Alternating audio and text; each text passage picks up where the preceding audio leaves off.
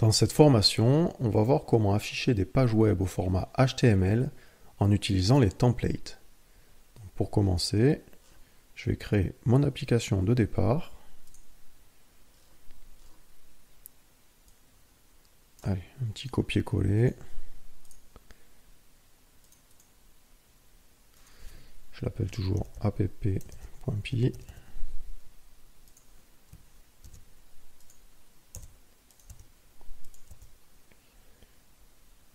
Je vais importer les templates.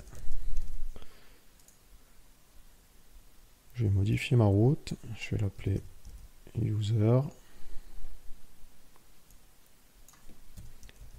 Show user. Je vais activer le mode debug. Je vais activer également le reloader. Je sauvegarde et je fais tourner le serveur.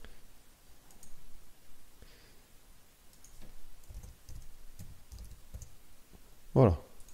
Donc j'ai pour l'instant une chaîne de caractères qui est retournée. On va maintenant essayer d'afficher une page web au format HTML. Donc déjà dans le dossier de mon application, je vais créer un répertoire que j'appelle View. Dedans je vais mettre toutes mes vues. Donc je vais créer un fichier au format HTML. Alors je vais modifier après l'extension. Je vais l'appeler user.tlp. Alors je vais modifier l'extension.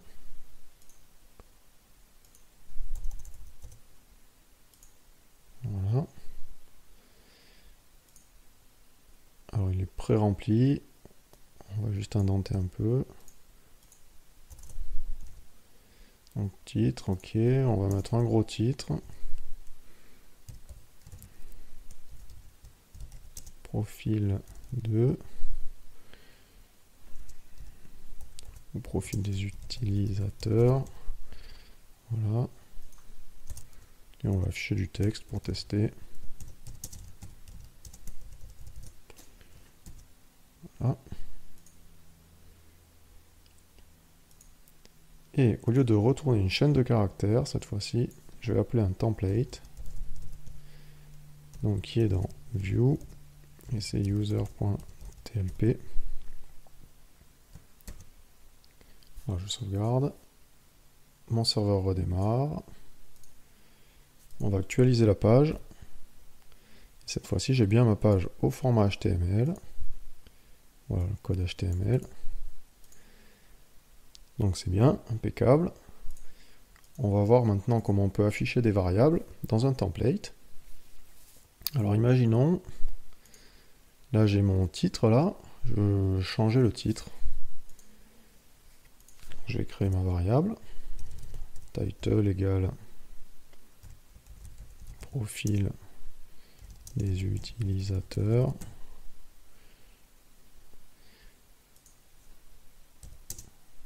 Je mets title égale title. Je sauvegarde.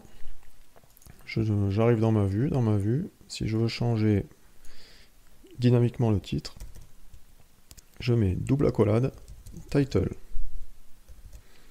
Voilà. On le trouve dans la documentation.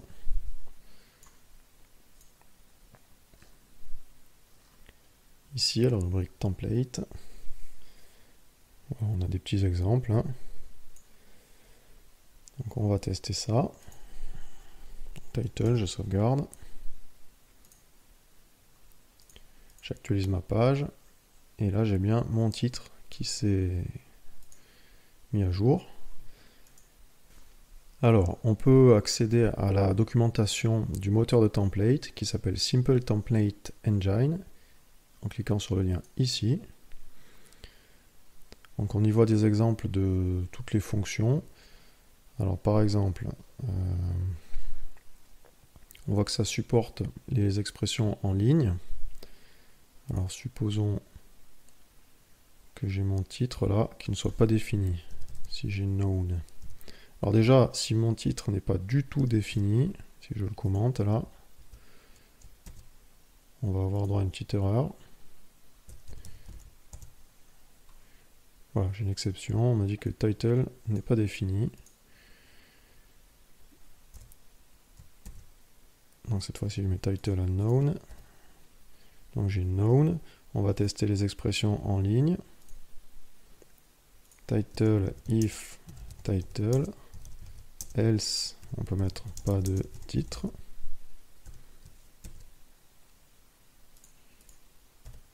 Voilà, à ce moment-là, ça affiche bien pas de titre.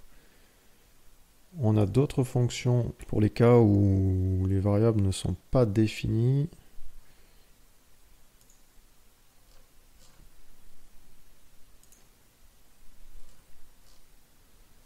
Hop, ici, c'est tout en bas.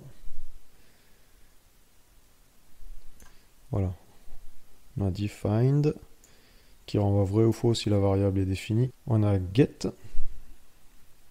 qui renvoie la variable, mais il faut qu'elle soit définie, au moins un known. Et on a setDefault, qui lui renvoie quelque chose même s'il n'est pas défini. Voilà, je vous laisserai tester les exemples. On a également des boucles. Voilà, on voit un exemple ici. Alors, on va faire un essai. Imaginons que j'ai une base de données et on veut afficher les utilisateurs de la base de données. Alors, je vais me créer un petit tableau, users. On va l'appeler Michel.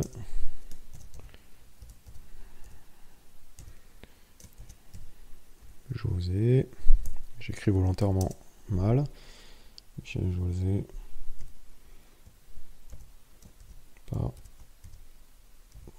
Patrick. Voilà, j'ai mes 3 utilisateurs. Donc je vais passer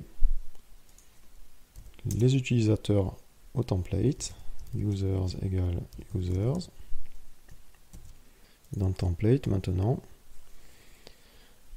on va faire une boucle. Alors, for user in users. On va terminer la boucle, end.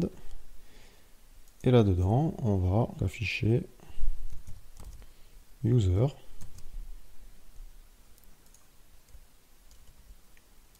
Entre accolades. Allez, sauvegarde. On va essayer. Voilà, et là j'ai mes 3 utilisateurs qui se sont affichés donc à travers la boucle. On peut appliquer des méthodes de la classe string par exemple. Si on veut formater, on peut mettre upper pour les mettre en majuscule. Voilà. Si on veut formater un prénom, on peut mettre title. Donc ça met la première lettre en majuscule, le reste en minuscule. On pourrait aussi lui passer un dictionnaire. Donc imaginons que là j'ai une base de données avec des profils un peu plus complexes. Users. Donc on va faire une liste, mais les utilisateurs ça va être des dictionnaires. Donc par exemple nom de point. On va faire du rang. Prénom. Michel. On va dire qu'il a un âge.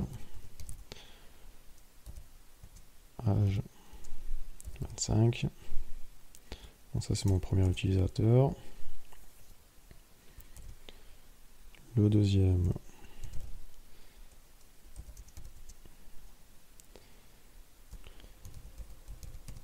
Dupont.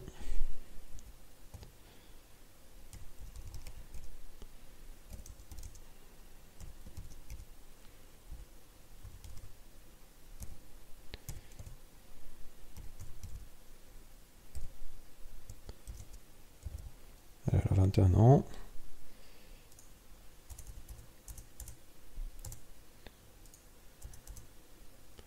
Voilà, ça, j'ai mes utilisateurs. Alors,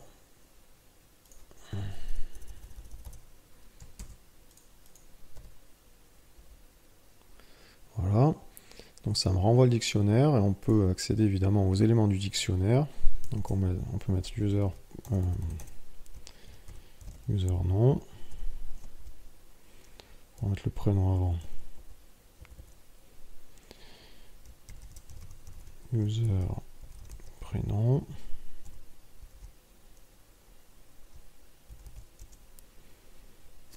On peut même faire comme ça, on verra mieux. Prénom de point. Nom de point. Âge de point. User. Âge.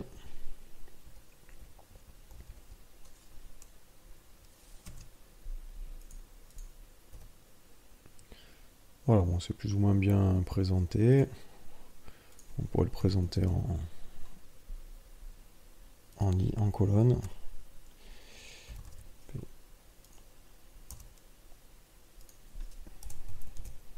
Comme ceci.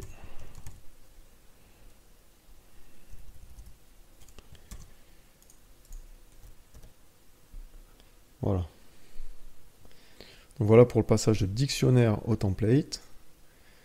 Alors on va voir une fonction qui est très pratique dans les templates et qui est transparente pour l'utilisateur. Imaginons qu'on ait un petit malin dans la base de données qui a modifié son prénom, il a mis un H1 Michel. Alors ça c'est pas très grave, mais normalement ça fait péter la mise en page. Là, qu'est-ce qu'on voit? On voit que les caractères HTML ont été échappés. Alors cette fonctionnalité, elle prévient la fameuse faille XSS. Alors on va voir comment on peut tout de même exécuter du code dans le template. Il suffit de mettre un point d'exclamation devant. Voilà, donc là si je mets un point d'exclamation, ça va exécuter le code.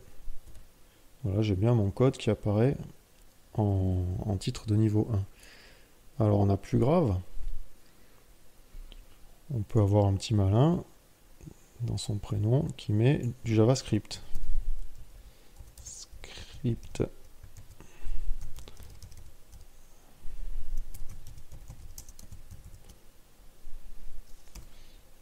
On verra mieux comme ça.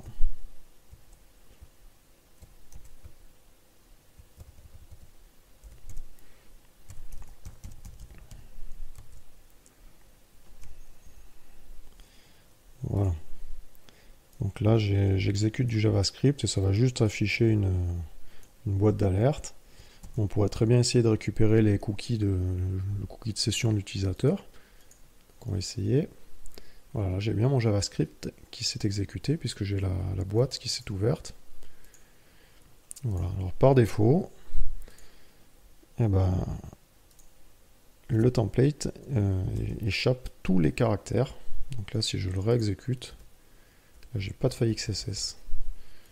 Voilà, j'ai mon code qui a été échappé. Maintenant, on va voir une fonction très puissante et très utile des templates qui s'appelle l'inclusion de template. Alors on a ça un peu plus bas dans la doc. Voilà. Alors déjà, on va voir l'inclusion.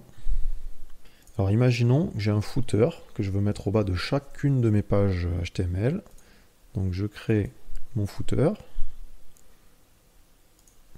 Je l'appelle footer.tlp.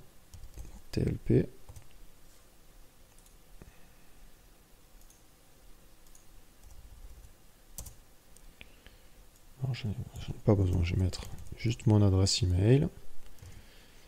Donc mon point email @toto.fr. On peut afficher par exemple le nombre de vues de la page, de points. Et on va appeler ça nombre vues. Voilà. On va indiquer à mon template user qu'il faut qu'il inclue le footer. Donc pour ça, c'est tout simple. Include footer.tlp, nombre de vues égale 42.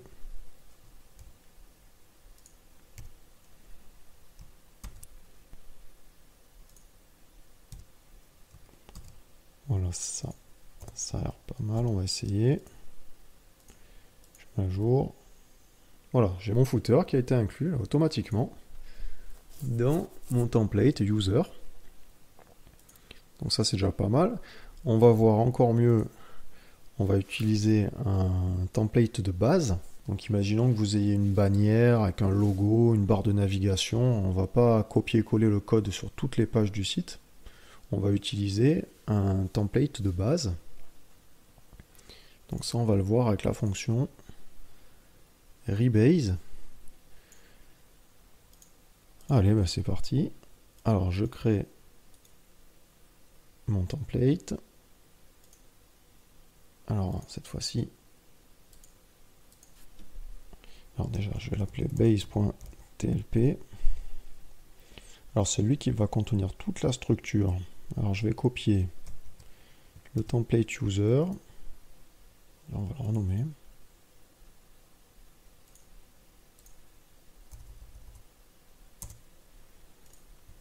Donc, je l'efface. Je copie user. On va enlever tout ce qui concerne la page utilisateur. Donc ça, je l'enlève. Dans user, je vais mettre juste le code de la page user. Je vais quand même garder le footer.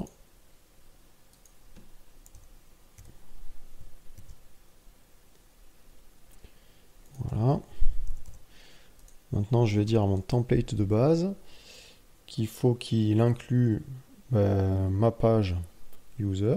Donc il faut regarder un petit peu l'exemple de la documentation qui est très parlant. En gros, dans notre page, on va appeler le template de base. Il ne faut pas oublier la balise pour afficher avec le point d'exclamation là, pour afficher le contenu du template. Alors on va le faire. Alors dans mon template des users, je mets %rebase base.tlp.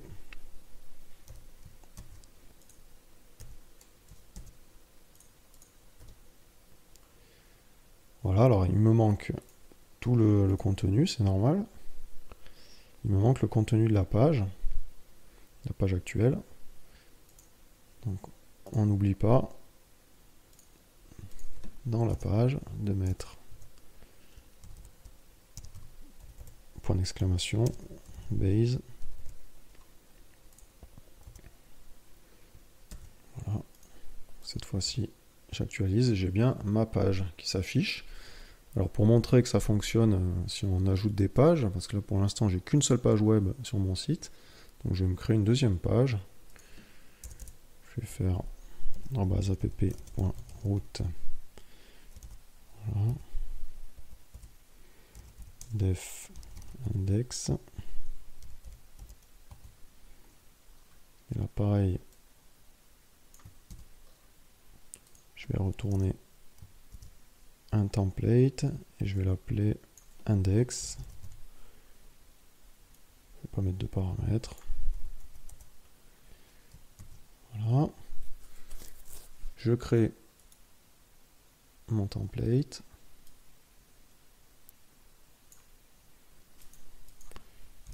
Index.tlp. Et je vais mettre juste un titre.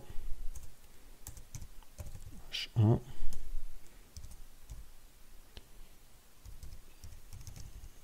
Bienvenue.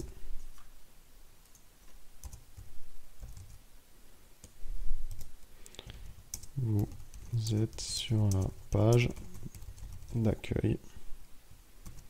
Voilà, on va essayer. Donc je me rends sur la page d'accueil. Voilà. Donc on va inclure le template.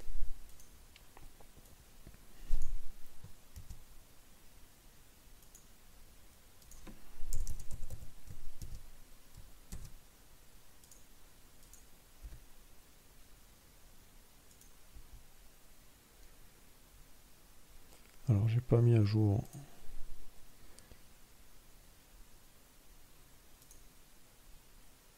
Il faut que title soit défini quand même.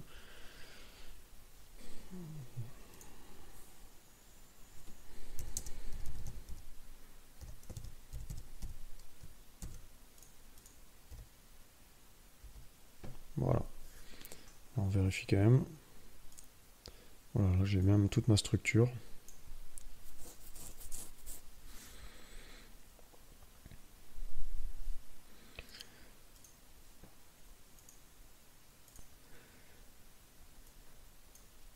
Donc voilà pour cette très rapide présentation des templates. Alors il y a encore quelques petites fonctionnalités qu'on n'a pas vues. Cette formation est terminée. Je vous donne rendez-vous très prochainement pour la suite.